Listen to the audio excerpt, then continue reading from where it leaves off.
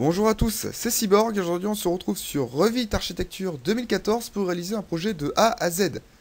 L'interface des versions précédentes étant très proche que celle que je vais utiliser durant cette vidéo, vous pourrez tout aussi bien suivre ce tutoriel avec une version antérieure ou postérieure à la version 2014. Revit faisant partie de la suite Autodesk, il vous est tout à fait possible d'exporter un fichier au format DWG, DXF ou encore FBX pour le rendre compatible avec d'autres logiciels de la suite Autodesk. On va donc directement passer aux particularités qui lui donnent un avantage par rapport à AutoCAD.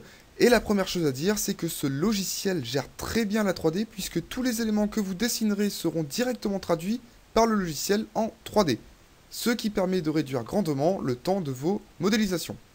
En plus de ça, durant vos réalisations, vous pourrez remarquer que chaque élément que vous dessinerez sur votre dessin a par défaut des textures. Ce qui permet une nouvelle fois de gagner un temps non négligeable. Alors bien sûr, cela ne va pas se faire à une seule partie, c'est pour cela que je vais séparer cette suite de vidéos de façon à ce que chaque partie soit bien distincte. Donc on se retrouve sur la page d'accueil et la première chose que l'on peut voir, c'est que l'on a affaire à deux catégories. Une qui s'appelle projet et l'autre qui s'appelle famille.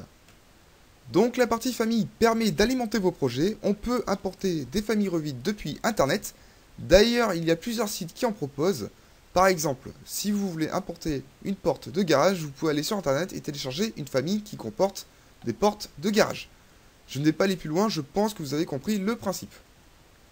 Et donc enfin la partie projet qui, elle, va vous permettre de réouvrir plus rapidement vos projets en cours ou encore d'en créer des nouveaux.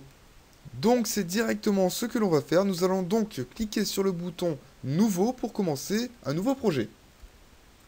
Puis on va valider avec OK pour le gabarit architectural. Bienvenue donc sur l'interface de Revit et je vais directement vous expliquer sommairement le fonctionnement du logiciel.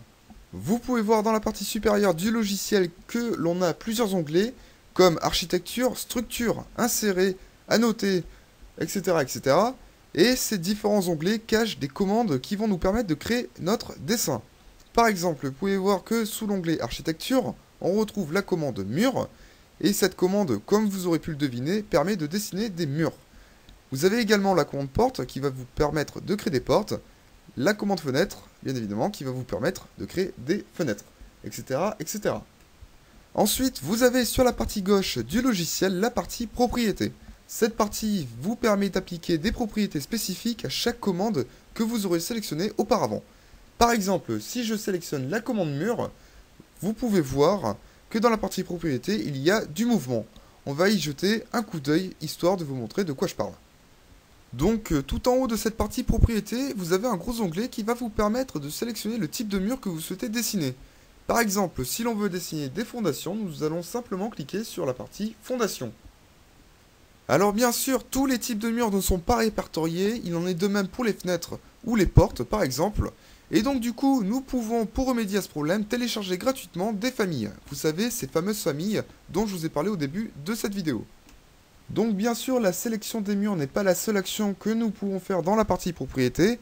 On a également accès à beaucoup d'autres choses, comme par exemple les contraintes que l'on abordera plus tard dans la vidéo. On passe ensuite à la partie arborescence du projet, qui est une partie très importante du logiciel, car elle va nous permettre de naviguer entre les vues de celui-ci.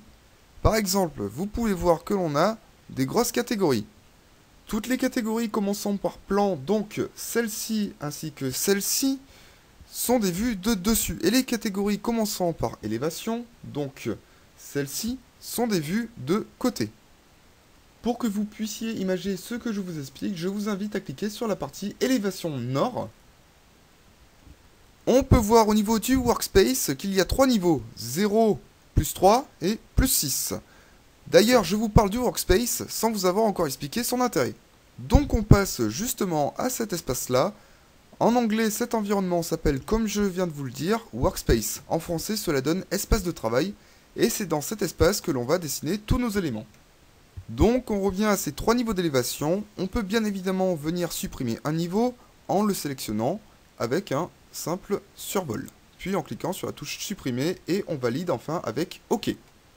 Bien évidemment, si l'on peut en supprimer, on peut également en rajouter. Et pour ce faire, on va cliquer du coup sur la commande niveau qui se situe dans la partie référence de l'onglet structure.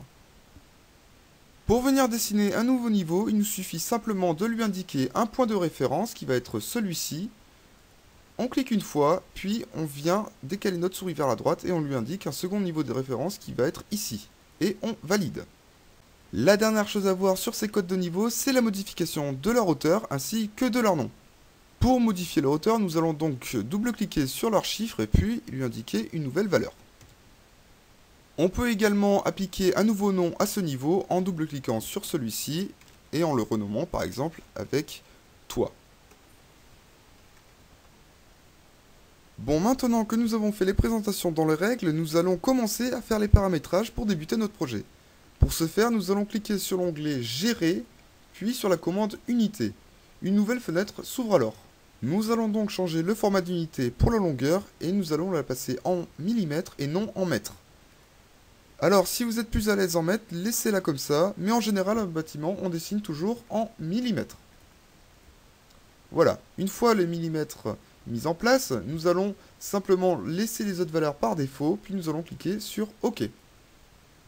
On peut voir maintenant que les anciennes valeurs qui étaient autrefois en mètres sont passées maintenant en millimètres. On va maintenant venir cliquer sur la commande accrochage et on va venir vérifier que l'ensemble de ces cases soit coché. Si ce n'est pas le cas, cochez-les toutes. Puis on va venir valider en cliquant sur OK. Super, donc maintenant on va passer aux choses sérieuses et nous allons directement commencer à tracer nos axes, donc les guides. Ce sont les emplacements de nos futurs murs. Pour ce faire, nous allons cliquer sur l'onglet architecture, puis dans la partie référence, qui se situe à ce niveau-là, et enfin cliquer sur la commande quadrillage.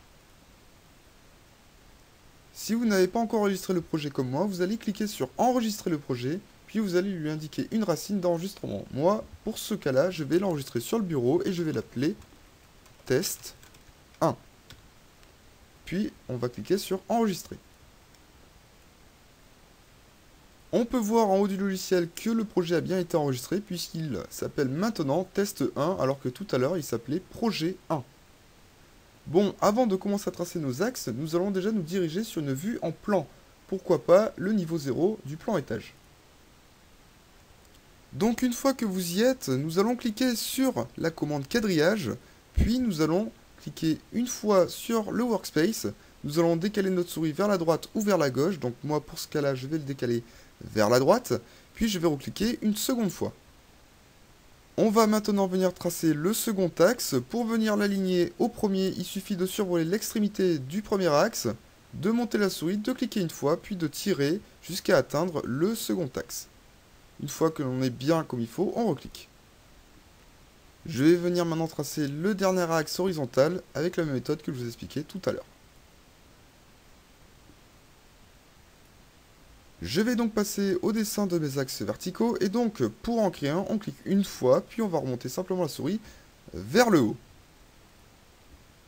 Je vais faire pareil pour le second axe vertical, donc je remonte vers le haut et petite astuce, pour bloquer les axes de 90 degrés en 90 degrés, je vais rester appuyé sur la touche majuscule, comme vous pouvez le voir en ce moment, et donc je vais venir cliquer à ce niveau-là. Voilà. Ça c'est de l'astuce, c'est cadeau et ça me fait plaisir. Enfin, je vais venir tracer le dernier axe vertical et après on en aura terminé. Maintenant que l'on a fini de dessiner tous nos axes, nous allons cliquer sur la touche échappe de notre clavier pour revenir sur l'onglet de base. Ensuite, donc nous allons venir modifier la distance entre chaque axe pour venir replacer ceci correctement. Cette partie n'étant pas très intéressante et pas très instructive, je vais vous le montrer pour une fois et ensuite je vais vous laisser le faire pour l'ensemble de vos axes. Je vais donc agrandir la distance entre ces deux axes et je vais donc mettre une valeur de 9000. Puis je vais valider avec la touche Entrée. On peut donc voir ici que l'axe s'est déplacé, donc ça a bien fonctionné. Ensuite, je vais venir changer la distance entre ces deux axes et je vais mettre une valeur de 7000. Je vais donc venir écrire 7000, puis je vais valider avec la touche Entrée. Voilà. Je vous laisse faire le reste pour l'ensemble de vos axes. Je viens donc de terminer la spécification des distances entre chacun de mes axes. Et donc, comme vous pouvez le deviner avec le positionnement de mes axes, je vais dessiner durant ce tutoriel une maison en forme de L. On vient donc de placer tous les axes, mais pour l'instant, on ne s'est pas encore intéressé au niveau des élévations. C'est donc ce que l'on va faire, et pour ce faire, on se place sur l'onglet Architecture, puis dans la partie Référence, on va venir cliquer sur la commande Niveau. Malheureusement, la commande Niveau ici est grisée, tout simplement parce que je ne me situe pas sur une partie en plan élévation. Pour dégriser cette commande, il va falloir que je clique sur, par exemple, Élévation Est, et on peut voir directement que la commande Niveau vient d'être dégrisée. La première chose que l'on remarque quand on arrive sur cette page, c'est que l'ensemble de mes niveaux ne sont pas alignés. Enfin, du moins, pour mon cas, c'est le cas. Donc pour ce faire, nous allons sélectionner la petite poignée qui est sur la ligne, puis nous allons simplement lui indiquer le début, ainsi que la fin. Comme ceci. Voilà. Maintenant que l'ensemble de nos niveaux sont alignés, je vous invite donc à cliquer sur la commande Niveau et à répéter les étapes que je vous ai indiquées tout à l'heure pour le dessin des axes. Moi, pour mon dessin, je n'ai simplement besoin que de 3 niveaux, donc je ne vais pas en rajouter un quatrième. Avant de terminer ce premier tuto, comme vous pouvez le constater, si l'on positionne notre ligne trop haute ou trop basse, elle disparaît. Pour remédier à ce problème, nous allons nous diriger dans la zone propriété de la vue élévation, puis nous allons venir cocher zone cadrée visible. Un rectangle apparaît donc, et ce que l'on peut directement deviner, c'est que tous les éléments se situant à l'extérieur de ce rectangle seront invisibles à l'écran. Pour faire donc apparaître les éléments, nous avons simplement besoin de cliquer sur le carré, puis d'attraper une poignée et de la tirer, par exemple, dans ce cas-là, vers le bas. Voilà. Il en est de même pour les axes verticaux. Si par exemple l'axe à droite est trop excentré vers la droite ou vers la gauche, il disparaîtra. Pour pallier à ce problème, il faudra simplement venir cliquer sur le rectangle et tirer la poignée vers la droite dans ce cas-là. Cette première partie sur les bases de Revit est maintenant terminée. Je vous invite à regarder les prochaines vidéos pour apprendre à construire la maison de vos rêves. N'oubliez pas de laisser un petit j'aime sous la vidéo en cliquant sur le pouce. Vous pouvez également me poser vos questions par commentaire. Et si vous avez aimé cette vidéo, je vous invite à vous abonner à ma chaîne pour suivre les prochaines vidéos qui sortent régulièrement sur celle-ci. A très vite pour la seconde partie de cette vidéo pour débuter sur Revit Architecture. Ciao tout le monde!